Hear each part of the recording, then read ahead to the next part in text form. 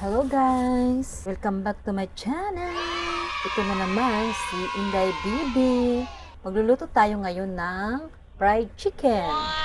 Pero bago natin lulutuin ang ating fried chicken, kailangan siyang nakamarinate guys. So imamarinate natin siya ng overnight. Meron akong tatlong buong manok, nakakat na po siya. Malinis na rin po siya. Maglalagay tayo ng 1 kutsara kalahating black pepper powder. Ayan. Masarap pag maraming black pepper powder. Okay? At maglalagay tayo ng turmeric. 2 kutsarang turmeric. Yan. Yan. At lalagyan natin ng tarang! Magic sarap. Namarinate natin siya sa 2 magic sarap. Yan. Katapos niyan, lalagyan natin siya ng fresh milk. Okay? Gatas.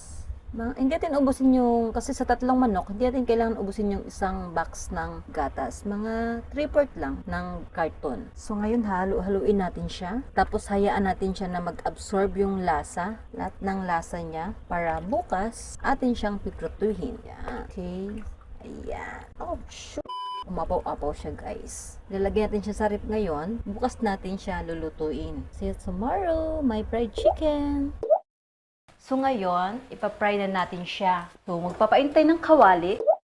Ngayon, mait natin kawali. So ilalagay natin ang ating 1 galong mantika.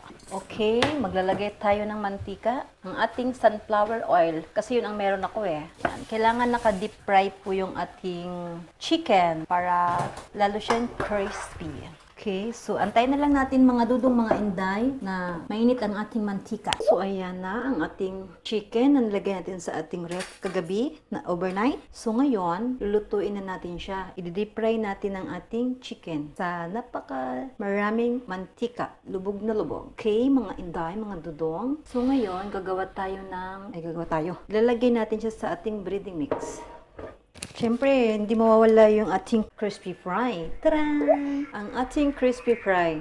Okay? So, ngayon, umpisahan na natin paglagay ng ating breading mix. Ayan, lalagyan lang natin siya ng breading mix para atin na siyang maipa-fry. Fried chicken. Ouch!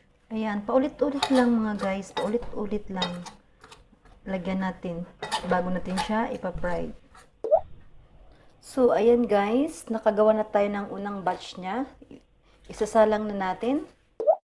So, mainit na ang ating ilalagay na natin ang ating chicken. Yan, kailangan lubog na lubog siya para crispy. Tapos, mahina lang yung apoy natin guys para hindi po siya masunog. Pag medyo brown na siya, so pwede na. So, antay natin siyang maluto ang ating fried chicken. So, ayan guys, naluto na ang ating chicken.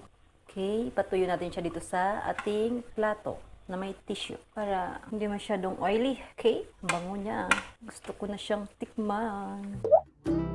Ayun na mga inday, mga dudong. Natapos na natin pituhin ang ating chicken. Okay guys, ito na ang resulta ng aking marinated chicken. Ayan.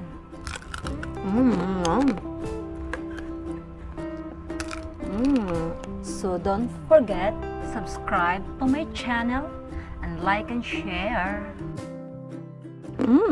Yummy! Ikat mo na to, wow.